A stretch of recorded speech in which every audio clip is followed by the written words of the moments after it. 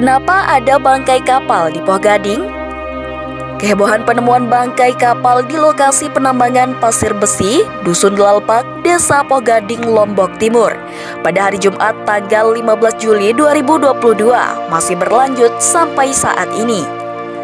Penemuan yang tidak disengaja ini telah membuka tabir sejarah masa lalu di Desa Poh Gading.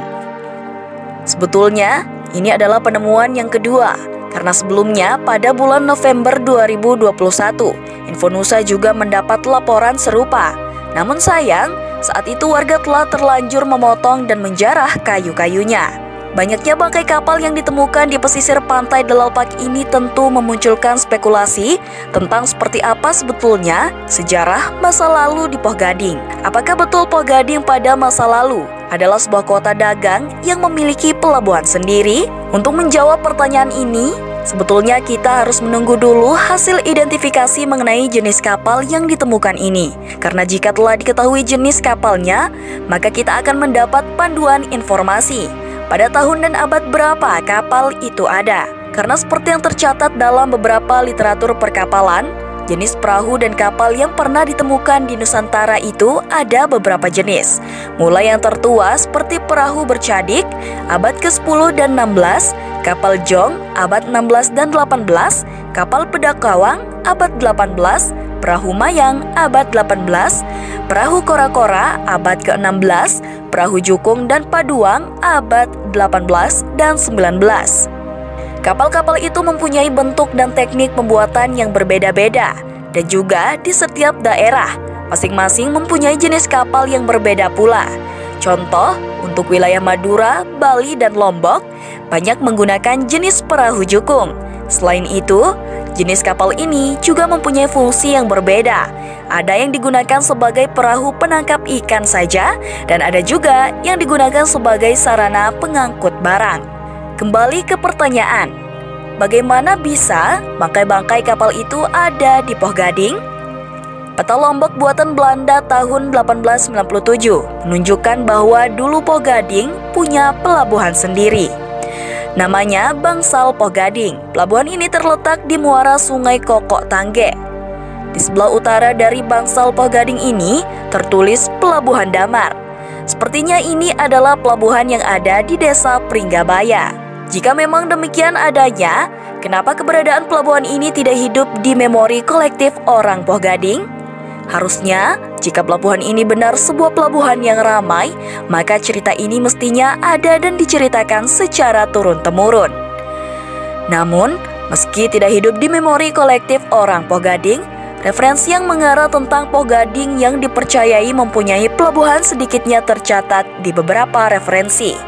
Pertama, Piagam Tembaga yang membuat tentang nama dan asal-usul leluhur orang Poh Gading menyebut Wijaya Prana yang merupakan leluhur orang Poh Gading pada saat pertama kali datang ke Poh Gading di sekitar tahun 1518. Ditulis mendarat di Sumur Batu. Itu adalah sebuah tempat yang saat ini masuk wilayah Dusun Sukamulya, Desa Poh Gading Timur. Kedua, catatan Poh Gading menyebut sekitar akhir tahun 1700-an, seorang leluhur Poh Gading yang bernama Jero Gumiring mendapatkan hukuman adat yang bernama Bero. Sebuah hukuman yang mengharuskan ia harus keluar dari desa. Konon hukuman ini ia dapat karena fitnah seorang penguasa Bali di Poh Gading. Dalam menjalani hukuman itu, disebutkan ia bersama 20 orang pengikutnya dilabuh dengan kapal pada sebuah tempat yang bernama Menangararem. Kemungkinan ini adalah Menange atau muara dari Kokok Tangge, sebuah sungai yang mengalir dan berujung di pantai Poh Gading. Ketiga, peta Lombok buatan Belanda tahun 1897. Dalam peta itu tertulis sebuah tempat yang bernama Bangsal Poh Gading. Jika diidentifikasi di lokasi Bangsal Poh Gading itu, persis ada di muara sungai Kokok Tangge.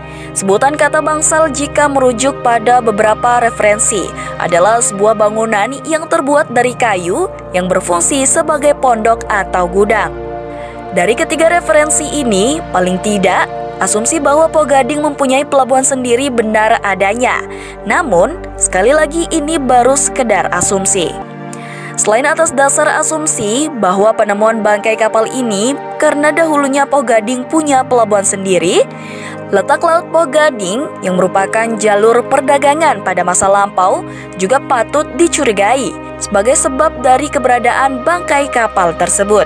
Pada abad ke-17, 18, dan 19, Selat Alas atau sebut saja Laut Poh Gading adalah jalur perdagangan yang cukup ramai. Labuan Lombok, Labuan Haji, dan Pijot adalah beberapa pelabuhan tua yang banyak disebut dalam berbagai referensi sejarah. Letak tiga pelabuhan itu sejajar dengan posisi Poh Gading. Bisa saja beberapa kapal yang melewati garis pantai ini terdampar di sekitar Laut Poh Gading. Apapun itu, mengenai keberadaan kapal ini patut kita apresiasi. Untuk sementara, janganlah bagian-bagian kapal ini dijarah.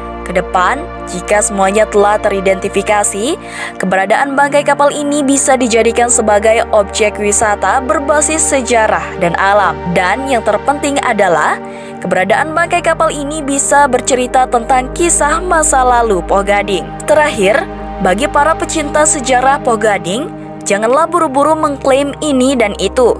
Narasi-narasi seperti Poh Gading sebagai kota besar, Poh Gading ibu kota Selaparang, Poh Gading adalah gurun yang disebut dalam Sumpah Palapa Gajah Mada, dan hal-hal besar lainnya sebaiknya ditahan dulu. Karena selain tidak mengedukasi, klaim-klaim seperti itu seringkali tidak mempunyai referensi yang jelas. Biarlah sejarah Poh Gading dipecahkan dengan metode ilmiah, bukan teori cocok logi.